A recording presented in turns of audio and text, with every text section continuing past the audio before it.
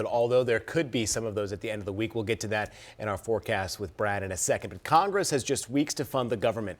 Stop us if you've heard us talking about this, or they're going to incur a shutdown. Something we've discussed before at length and now again. If lawmakers can't hash it all out, all sorts of government agencies will take a hit, and many people could have paychecks impacted, especially at airports around our country. WCNC Charlotte's Jesse Pierre is live from Charlotte Douglas International Airport, an airport that definitely could be impacted here. Jesse, a shutdown would be a major stress on these workers that are already strained and overworked, it seems like. Absolutely. Now, airports depend on federal workers to keep operations going, and that includes TSAs and air traffic controllers, who are also considered essential workers. Now, if there is a government shutdown, they would have to continue to work, but without pay. This is when it really comes down to bare knuckle politics. Congress has weeks to come to terms on a budget. If not, a government shutdown is in the future. North Carolina Congresswoman Alma Adams sharing concerns about the possibility, sending WCNC Charlotte a statement saying in part, quote, "The great economic growth we are seeing could be derailed, which will affect us all.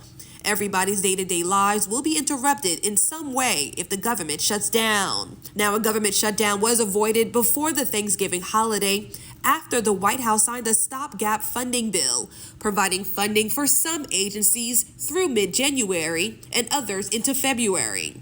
If no compromise is met, you can expect to also see disruptions for several government agencies.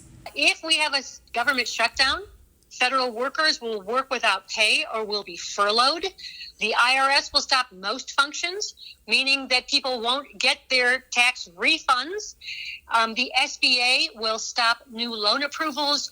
National Park Services will halt operations. When it comes to air travel, TSA employees and air traffic controllers will be required to work without pay. Those workers are already probably overworked and stressed. And then you pile on top of that the possibility that they're going to have to work and not get paid. This is not good.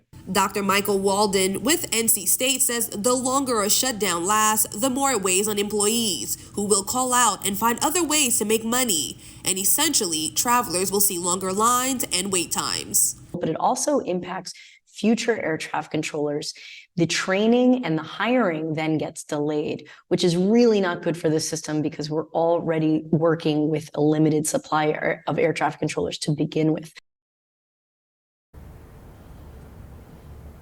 Now, if you are a federal employee and could be impacted by a government shutdown, you may want to look at where you can make cuts, budgets, and save so you can prepare yourself financially for what's potentially ahead. Live from Charlotte Douglas International Airport, Jesse Pierre, WCNC Charlotte. All right, Jesse.